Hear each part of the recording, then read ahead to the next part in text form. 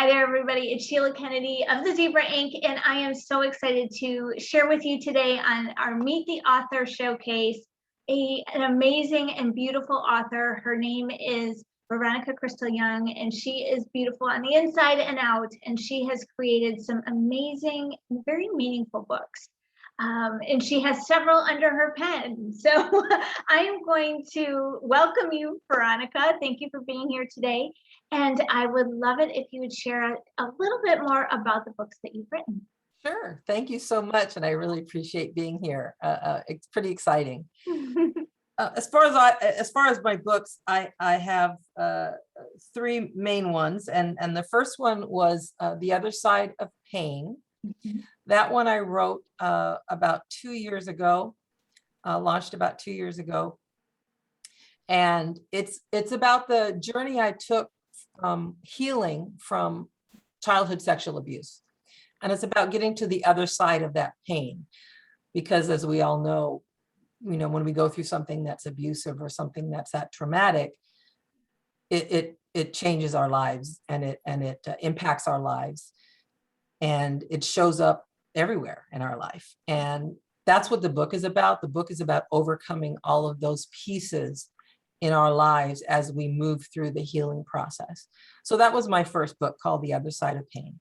The second book, called Shameless.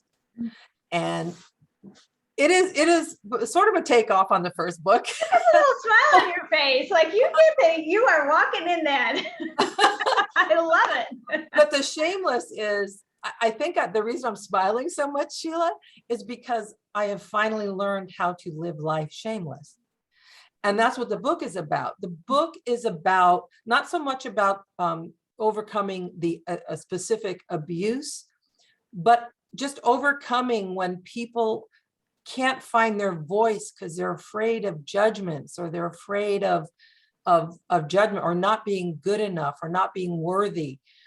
And that happens to the majority of us at many times in our lives. And just knowing how to navigate those internal thoughts and those internal stories about who we are, knowing how to navigate and have the tools to work through that, because you can't get away from your own mind. So you have to have tools on how can I get away from those negative thoughts or those judgments about myself that really aren't true, but are from something that, it was impacted me. Mm-hmm. So Shameless is about living life shamelessly and not worrying about others' judgments. Because that old saying, what you think about me is none of my business. And that's amen to that, sister. So true. Right? It is. So true. Yeah. It's a hard lesson to learn, but that was my second book. Mm-hmm. And the third book is called It Is Done. And it is about 15 entrepreneurs, male and female, and how they got to their huge success. Mm-hmm. And I was very lucky to be involved in that anthology and that compilation book. And it became a international bestseller. Fantastic. So, and that was just released the beginning of this year. Mm-hmm. So I'm just very, very thankful that these works are out there, mm-hmm. because my hope is that they will transform lives. Yeah. Amen. So tell me a little bit about why you thought writing books was going to be a good idea. Why did you write these books? Why were you a part of that? I've always loved creativity, number one, in my life, and I have much to show for that. Yeah. but writing, I started writing when I started journaling, when I was going through my healing process. And journaling and affirmations were huge for me, huge for working through my own thoughts, for working through the healing, for all of that. And so journaling, I was writing, and I wrote a lot of stuff for years, going through counseling and therapy and, coaching and all the things that you do, trying to figure out, get back to you, I guess I could call it, get back to your essence and who you really are before the world impacted you in a negative way. And I think that's where it started. And I thought, you know what? I worked through this. And again, it's a day-to-day thing. It's not like, oh, I'm done. I would never claim that. It's like we are constantly working to grow and work on ourselves. I mean, that's what I believe of everybody. And I wanted to share with the world my challenges and my aha moments. And if what I went through can help someone else realize something about their own lives and how they are working in the world and how their mind is working against them in the world, then I wanted to do that. And so that's what all 3 books are about. Well, it's a beautiful cause. Selfless for sure. You know, and it's I know, I mean, I know they're going to impact many people for many years to come. So Thank you. speaking of feedback, we don't just need mine, even though, you know, I'm probably qualified. But I know that you've gotten feedback from your readers and the audience that you serve. And so if you could like maybe read one of the reviews that that really meant something to you, or that, Sure. you know, kind of made you go, oh, it's working. Sure, I can do that. Love that. I have a one that I really was very, very excited about because it was from an Amazon reader. The book is on Amazon for The Other Side of Pain. Okay. And that was the first book. And he or she wrote, and I'll read you the exact review. Miss Young has certainly tapped into the pain that many of us who experience childhood trauma, abuse, but she goes much further than just understanding. This book is complete with helpful advice and uplifting messages, propelling the reader towards achieving healing and success in their lives beyond the trauma that once defined them. The message is universal. It can be applied to anyone who has experienced pain in their life, regardless of the type of pain. Miss Young has a way of affirming the reader and encouraging him or her to reach higher in everything they want to achieve. That is beautiful. Yeah. And so I was very excited about that. Yeah. Because she got it or he got it. Yeah, absolutely. You know. Absolutely.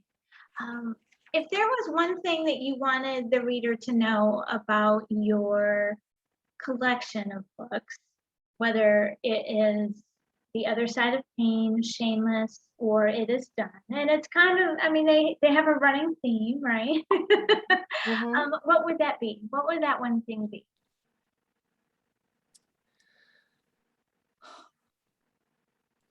I think a big thing that I realized about my life and just the world in general is just to be honest with yourself. And what do you really need and what do you really want? And I started my healing when I admitted that I needed help. And I needed to go down the road of self-awareness and self-growth in order to heal. And many times when we are looking at our own lives, it's very hard to be objective because we're all caught up in our own stuff. And being honest with where we are and that we possibly might need help and we're not Superwoman or Superman, you know, plow through. Right. I had the Superwoman complex. It's like, oh, this didn't affect me. I'm fine. I'm good. I can deal with it. And I just realized that I was just lying to myself. It's really funny. It happened in a therapy session with one of my therapists, and he actually started recording all the things, and I took it home, the first one I took home, and I was like, and I listened to that tape, and it clicked, and I realized, I said, I was not telling the truth in that session. And I'm like, how am I ever going to heal or get to the other side of this pain without being honest about my feelings and how it's affecting me? Because I was trying to be good. I was trying to be, I was trying to be the good person. It's like, oh, I can do this. It's not. But I would say honesty with oneself. Beautiful. Yeah. I'm going to deviate for a minute, and because I think it's important for people to understand that your moment of needing help was not you. And this isn't like, I'm afraid almost to say this because I'm not shaming anybody. But your version of I need help, you had a very, on the outside, very successful life. Like you weren't, in recovery, you weren't like, there were a lot of things, like it doesn't look like, a lot of people might think you weren't like sitting there in a corner in a fetal position going, I think I'm going to commit suicide. Right. Can you speak to that for a minute? I will. And that's a very good point, and thank you for bringing it up. One of my my speaking and my coaching and everything and the writing I do is for, I call it empty success. Mm-hmm. And the reason I call it empty success is because I have been very successful in the medical field, in the entertainment field. And I've been very successful, but I was not happy. I was not fulfilled. Mm-hmm. And it's because I was living the life that I thought I should live. And I should, I wasn't totally present, if that makes sense, because of all the not speaking up or not really showing up 100% authentic with who I really was, because I was afraid. I was afraid of speaking up. I was afraid of going down some paths because, oh, how would that make me look? Or how would, who's going to judge me on that? And, I'm telling you, when I released the book, the first book, The Other Side of Pain, I went through all that. I went through, oh my God, I am putting out there this abuse, how bad it was, what I've been through. And I'm a